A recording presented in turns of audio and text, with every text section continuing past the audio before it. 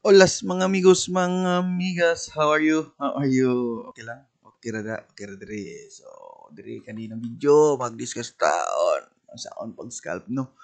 So, we scalp on lower time frame. So, 1 minute. 1 minute. Ganun na is ba? Na letter is 1 minute. So, sa kana na time frame makita nato ang candles mag-move every tick, every minute. So since di man ta wala man ta naka-subscribe, wala tay option tan-awon ang 30 seconds, no. So dili ta mo stick sa 1 minute. So 1 minute scalping. Unsa day ni? So kinahanglan kabalo ka sa main structure nimo. At least 1 hour or 4 hours lang nga structure. And then the price change or movement nimo. Kung unsa siya kadako in the recent span sa isa ka oras or sa sapat ka oras, makita man nimo ning movement, no. So sa ingani nga setup, kinahanglan nimo attentive ka na nagatan-aw jud ka sa market, nagatan-aw ka sa imong chart, kabalo ka asa ang imong main support and resistance for higher TF like sa 1 hour nimo or pwede ka magplot sa 15 minutes nimo. So sa ingani, ug ingani ang structure, let's say tanaw na to sa 4 hours, kabalo na ka nga ang imong main sa kani natay lower low, 'di ba? Lower low pero nag-form siya og higher low which natay head and shoulders, no, na gi-form. Kaning head and shoulders nimo gi-form, isa ni siya ka pattern na makita nimo. Inverse ni siya, inverse head and shoulder. So IHNS. So ano siya? Makita nimo ni na pattern for reversal. Isa ni siya ka pattern for reversal. So pag price gani mo draw o kani natay open nimo ang patterns and then na kay head and shoulders, no. So plot nimo sa tong pinaka peak sa imong ayan. And oh, sorry. Sorry.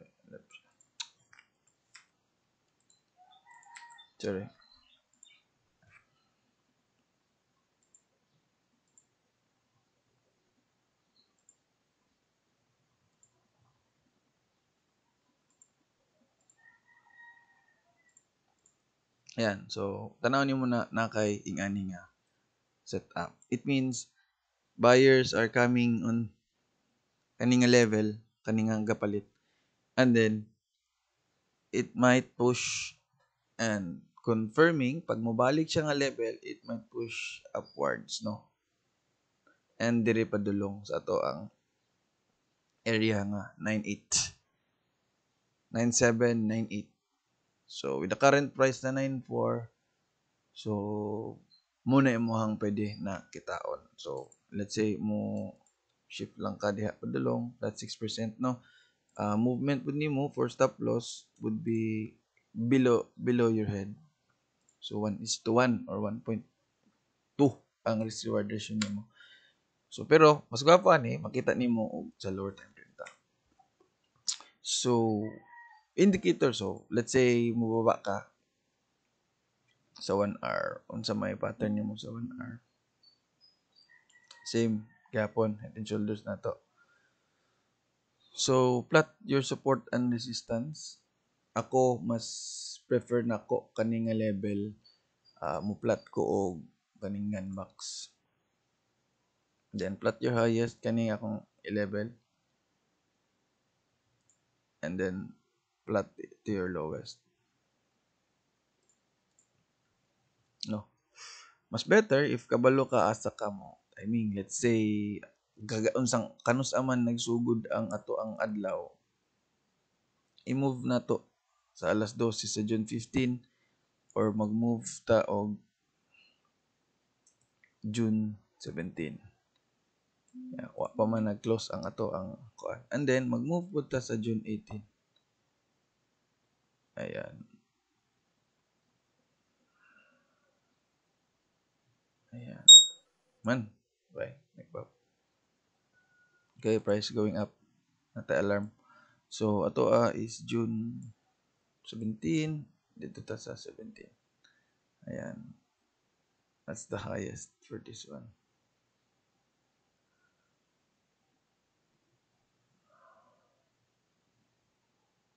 Sabay date karon 18 na.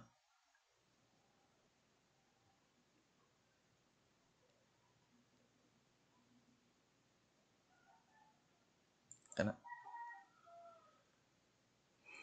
So kabalo ka mahuman siya imong adlaw sa June 19. Diba? 19. Ayan. So i-plot nimo ang imuhang highest diha which is kani for the start lang sa imuhang ayan kani and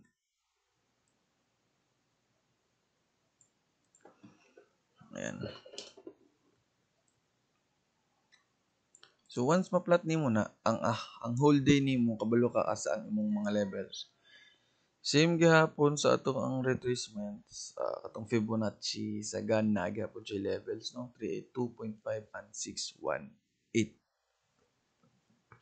So and then mag-move ta sa ato ang 15 minutes for the trend structure. So lower low, lower low, low, lower low, and lower low. So, and then makita na to, ang RSI nato set ta for 9. You can go lower para mas active 7. Pero okay lang ang 9. And then, katong created indicator na combination, katong BB, support and resistance, kato, pwede nimo to gamiton. No, kani nga level. So, by default, okay ang iyang setup. So, ato ang di sa nato ipakita ni. So, kabalo ta asa padulong. So, basic sa BB, tanan mo tong Bollinger Band na ato ang parabolic SAR natay dots no. Dots below corresponds na uptrend.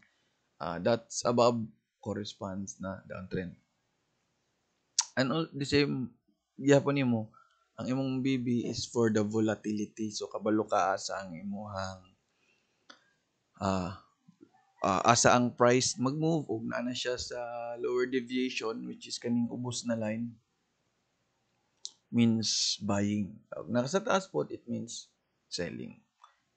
Of course, you need to know the trend. Kabalo ka asa ang trend padulong. No. Like for example, the trend nato on 15 minutes na anatay divergence. No, ug makita nimo ang price naga-create og lows. Diba? Kana narapa lows. Pero ang imuhang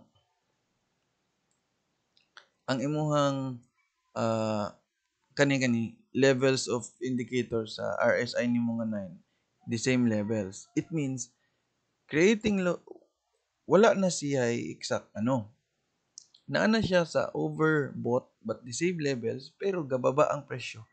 It means nga a reversal is coming. This mo na yung imong nakita ni. So ug kabalo ka na pataas ang ato ang trend. Now focus ka sa long positions until such time ma-reach nimo asa ang peak. No, atong tanawon. Sorry.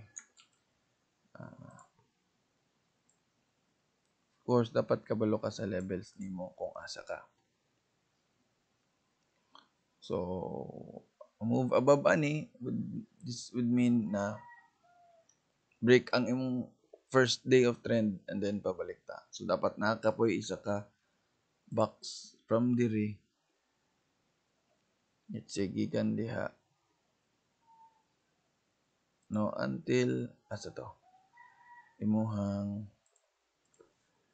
let's say, from your top, June 17. Let's say, June 17. Ayan. So, what's the top? That's, ano yung makita na to? And then, yan, these are your levels. Para kabalo ka. So, Again, mo ni ang imong trend. Adto ka sa lower frames. Adto ka 3 minutes. What's happening sa 3 minutes? Oversold. Got oversold level. Pero gapo ato na kay Golden Cross. Gibasa sa ato ang atong MA crosses na to. So gapo pa. If you're ang ato ang median sa atong Bollinger is naa diri kaning red. So let's say ato ang kambyuhan ang median nato source no sa Bollinger as purple. You see that it's purple. So kani ang median. The red na to is R9 MA.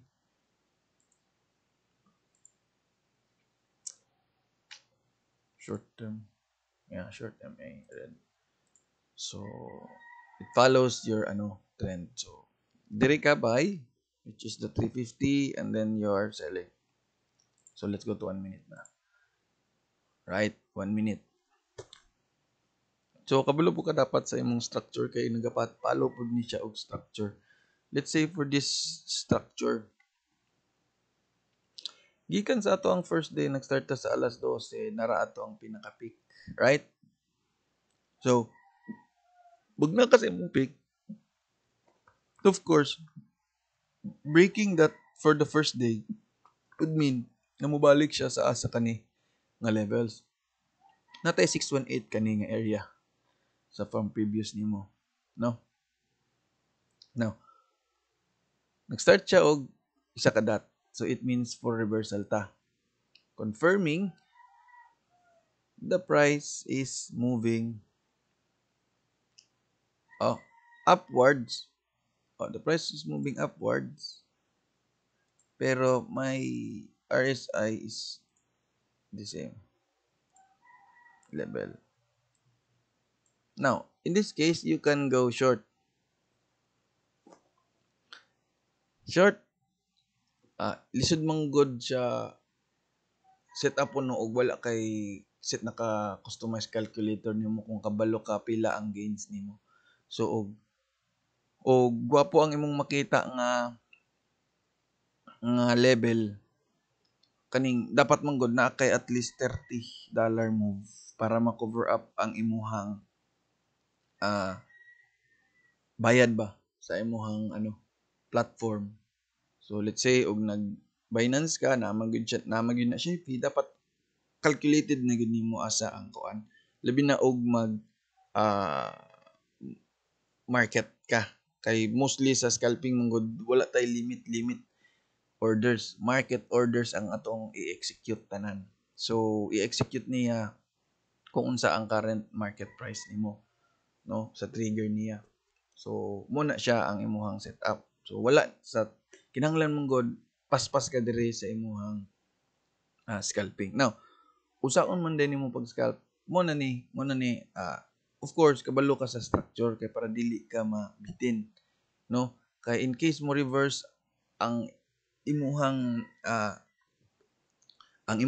position naa dayon kay another setup.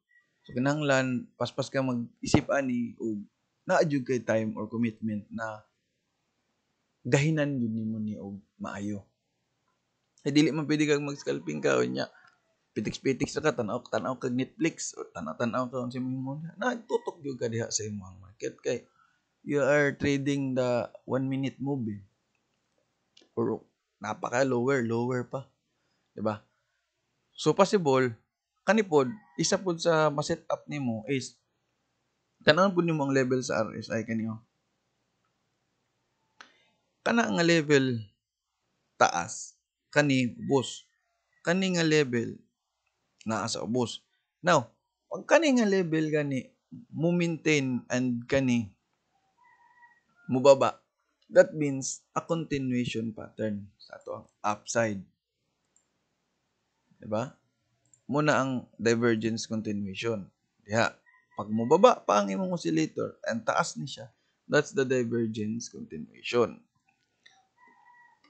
Sumusaka pa ka. So automatically duha ang imuhang ma-set up. let's say naa kay short na nag-abang diri, naa pog kay long nga pwede mo sikad. So kinahanglan quick imuhang judgment ani na dali ka maka-switch og posisyon. Kinahanglan gwapo pud ang imuhang platform na gamiton para nakadayoy automatic long and open short or ma-reverse dayon nimo ang imuhang ah, posisyon. No, naamay tay platform na ginagamit pod na automatically di na ka mag-type for ano sa imuhang mga quantity, magbutang lang kag specific quantity and specific leverage na gusto nimo. Let's say mag 100x ka or mag 50x, tapos imuhang automatic na pagkita nimo ang changes ng presyo na breakout, click lang, one click, position dayong kag long. So that's the breakout nimo. Kita kag golden cross, position dayon kag long. Ana, kita kag death cross, position dayon ka og short. So inga na kinahanglan quick thinker ka and wala kay kumbaga na kay salig sa imong sarili ba na kinahanglan nimo i-execute ang dapat i-execute sa kana nga time, kana nga panahon. So sa scalping manggod, so balik ko nako, ang indicators lang maghatag sa imo kung asa ang trend, no? Pero the decisions you make for your orders is sa imo hagyong sarili. No? So, indicators are your guide lang to confirm na tama ang imong ginabasa, but the decisions tanan naa sa imong sarili. So, dapat walay kahadlok mo execute, dapat confident ka sa tanan nimong decision, wala di nimo sisihon kay kinahanglan mo take responsibility ka sa imong actions tanan ani nga case kay kanimong god ang kinahanglan dapat ka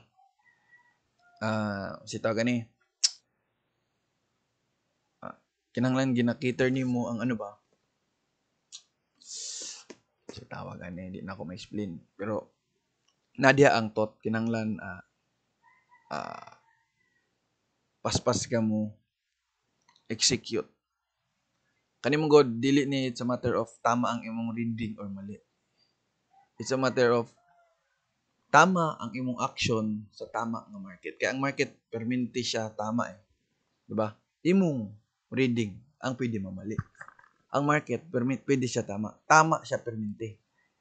So, it's either you stick to your reading na namali na ka or you apply and go with the flow. Sabayan nimo ang market. Because ang market tama na siya. In psychology pod na siya. Na siya? People are buying na, started to buying, kaya nakita nila, buy. So, psychology sa tao, palit. So, ang scalping, daghan kay noise. No, kanang samok ba? Di ka kabalo asa padulong. Pero with a quick set, kinahanglan, mo decide dayon ka nga dama siya nga. Moto. So, wala man, ang more on scalping is for confirmation lang man jud ni siya and then trade what you see, not what you know. No? Trade unsa imong nakita. Ayaw ang now, nagka-flat pa siya. This is lower. This confirms our yan. Masipag diha ka. Pwede pa na siya musikad pero wala na. So, let's wait kung say may tabuan niya, no?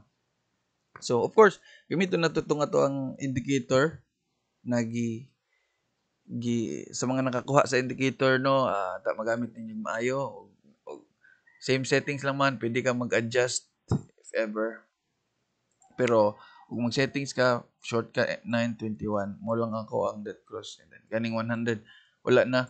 Kaning 100 nimo, kaning 200 nimo, na kayo siya? Kumbaga, levels na ni siya for confirmation. Kaya mo hamong god, dili na nimo siya kailangan, let's say, atong ilong pag So napay mo hang diri 100 ug mo exit ka, diha pa ka mo exit, wala na, dako na kayo siya og move sa changes sa imong market, no? So kinahanglan quick ang imong thinking, quick ang imong movement sa mahitabo. So ug gusto mo ka plot na to sa same sa tong indicator katong SNR na to, no? And then you ang time frame nimo pwede ka mag-pivot for 5 minutes or 15 minutes. Ayan, naka sa resistance dito sa taas. So 15 minutes adjust nimo. So ayan, okay. So naa sa resistance 1 ang imuhang ang pricing. So you can go short and then pag exit din ka diha. And then go long for your pivot. Ayan, narata. Nag-plot siya og resistance. No, kay naga-change man atong price. So nag-plot siya kanang resistance. Then that's the time this is your buy which corresponds pod na mo correlated pod siya where kaasa nag-move ang imuhang median kani nga level. And then unsa atong trend up. So yan.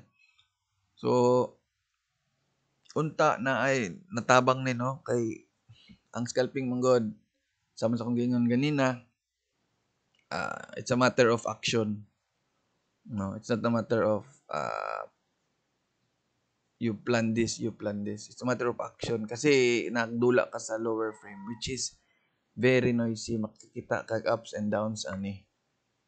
To make sure pod na ang imuhang gamitong indicator is paspas pod ang iyahang mo adapt sa price movement, no? Pwede pa ka mo gamit og ROC ani nga indicator para makita nimo unsa ang rate of change sa imong price. So gusto nimo tan-awon nimo ang ROC na indicator and then i-try nimo og basa. Wala pa man ta ka-discuss ana hinuon. So pero unta makatabang ni as your scalping para sa scalping nimo.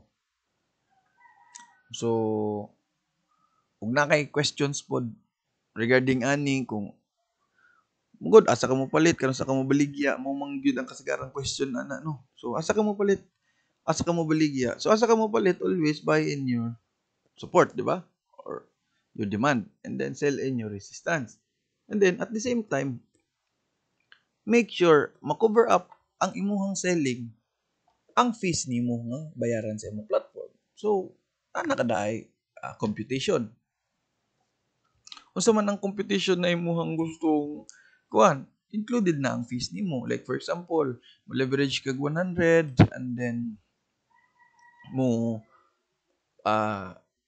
mo sell ka $30, $50 move. That's mo kita na gani ka ginagmay sa $25 dollar move or butang na to 25% na. Makita nimo sa 100x nimo sa 25% na. Makita na ka na ma-cover up na ang fees ana. Pero mas better og taas pa, let's say 30%, 25 above kana pwede na good for scalping kasi og mo kita lang ka sa scalping nimo og 5%, pildi pa ka sa fees ana, 10% pildi pa ka sa fees ana actually.